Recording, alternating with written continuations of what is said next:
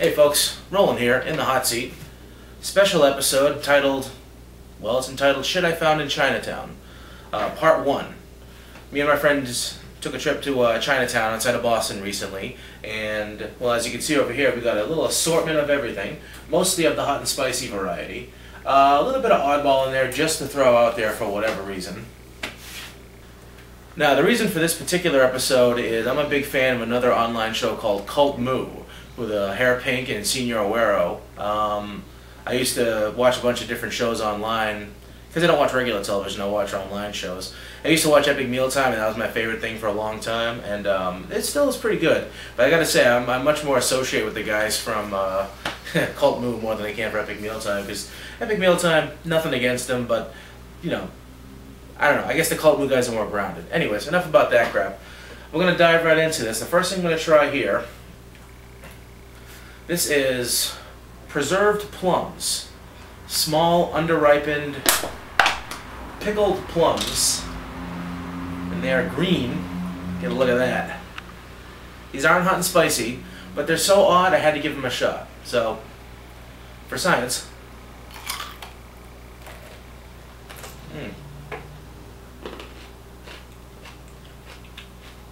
They're pitted.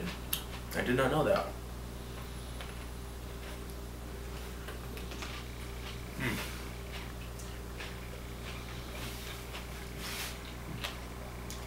Doesn't taste like fruit at all. It tastes like pickling solution, like a really, really firm dill pickle or bread and butter pickle. Yeah, if you would cut the meat off that and put it in a bowl without the seed and you wouldn't know what the shape of it was, you would think it's pickle. That's not bad. I give that like a 6 out of 10. Tasty, but yeah. I wouldn't send out for it. Alright, next up. Little dried goat testicles. Nah, I'm just kidding, they're not goat testicles. They're not goat testicles. Trust me. They're too small to be goat testicles. These are tasty tomato treats.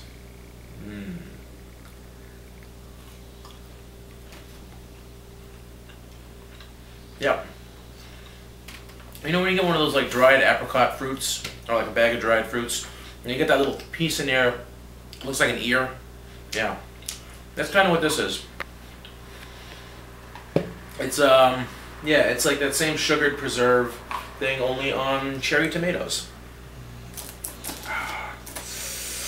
Yeah, tomatoes, not the best choice for this. I'm gonna give this a 4 out of 10.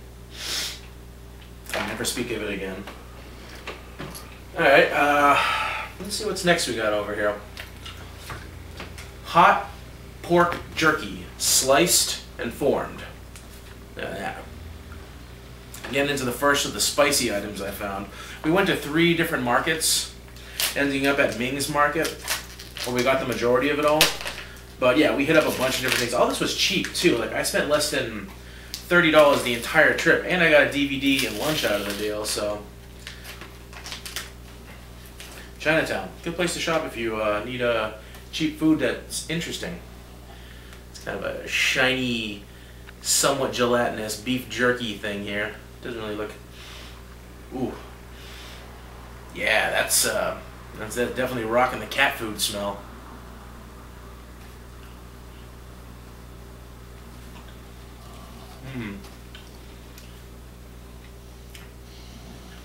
Not too bad. It just tastes like sugary jerky. I'm not picking up a lot of spice though, at all. First time trying this stuff, mind you. Yeah. That's just sweet beef jerky. Yeah, just literally sugar. No, sugar and pork. I'm a fan of beef jerky. I like that. Tiny bit of flare up on the aftertaste. So, I'm going to give that a 5 out of 10. Yeah, it's low grade beef jerky, but I like beef jerky. Alright. Nothing real special here. Chili paste with garlic. Giving it a shot. Ooh, pop. Oh, wow, that's pungent. And the glass is cracked too. Awesome. Wonder if it was like that when I got it. That's a pretty thick, gooey residue. I'm not gonna screw around here. I'm just gonna. That's pretty gross.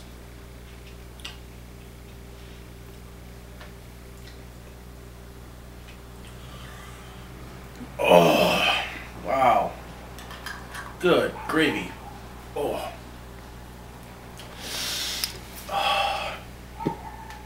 Oh. Bill. Whoa. A little bit of heat. Just mash, garlic, like the most garlicky garlic flavor from Garlicville. Just garlic.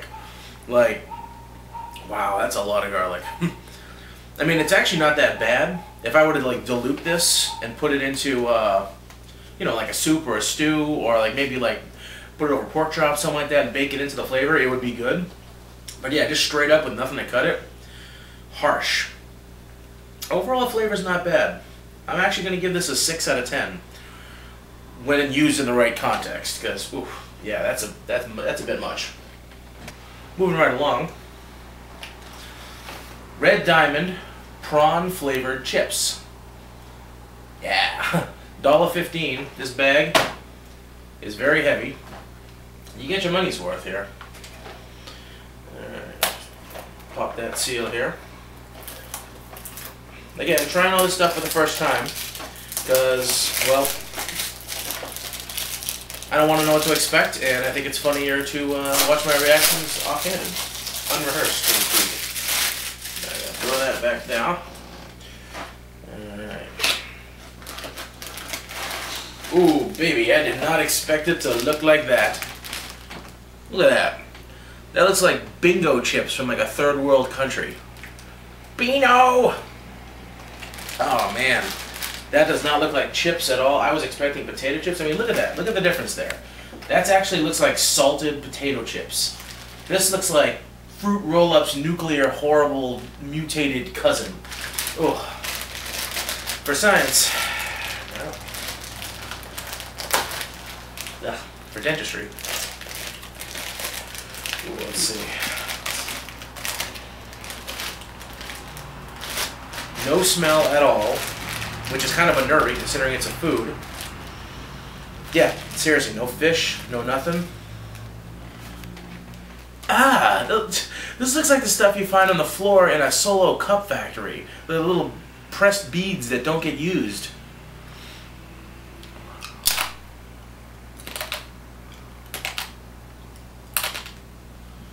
I hope the audio is picking this up. Oh my god.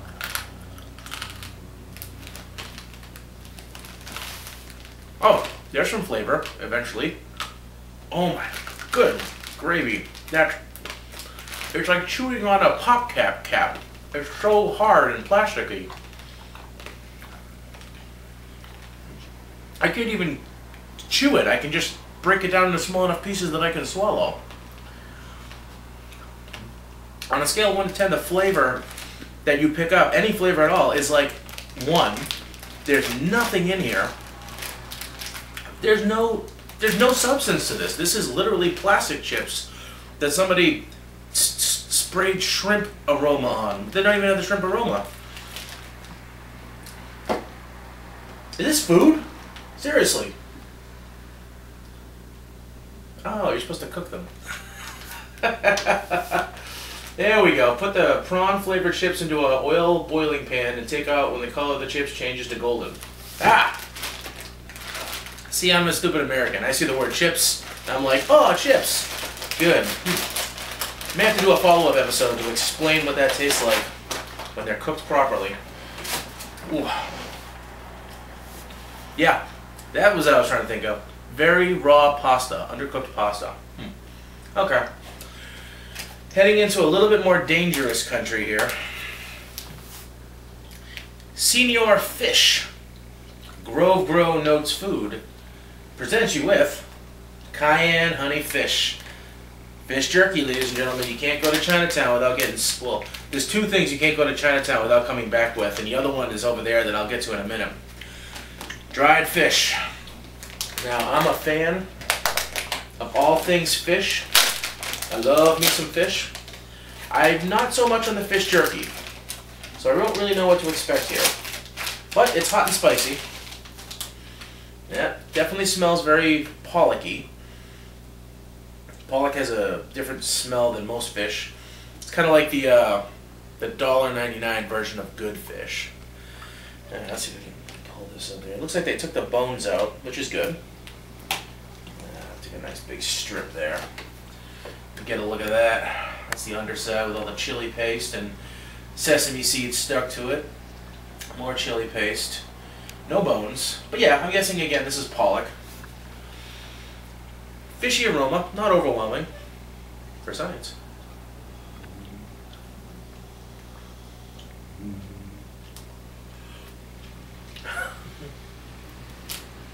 Oh.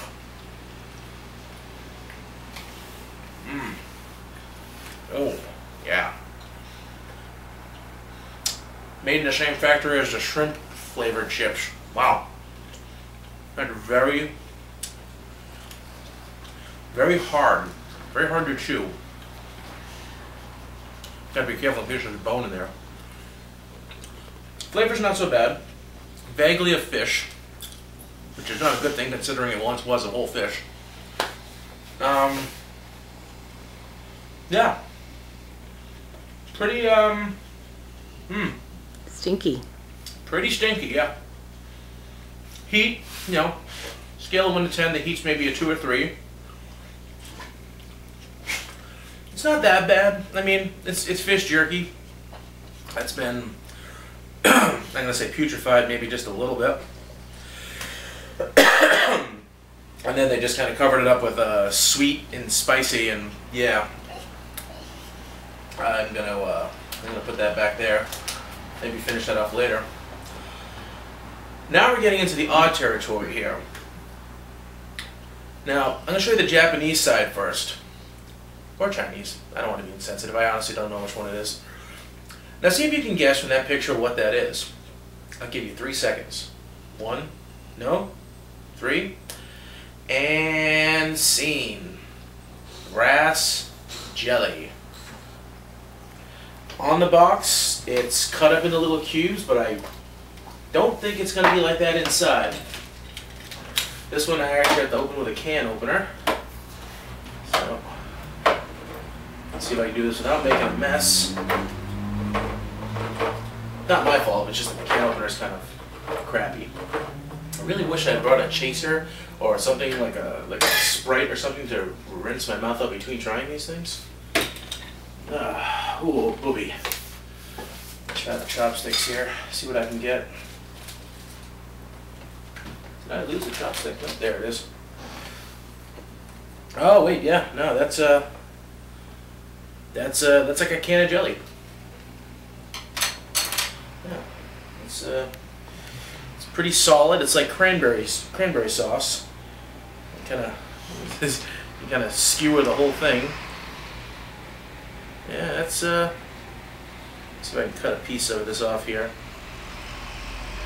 Actually, I brought a utensil here except for the chopsticks.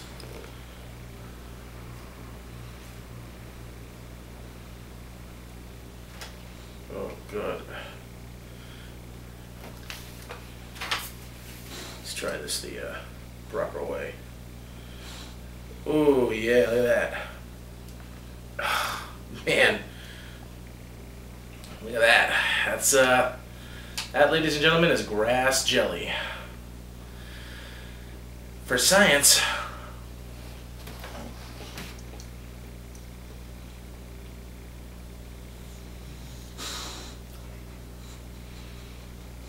Not as bad as it looks, not gonna lie.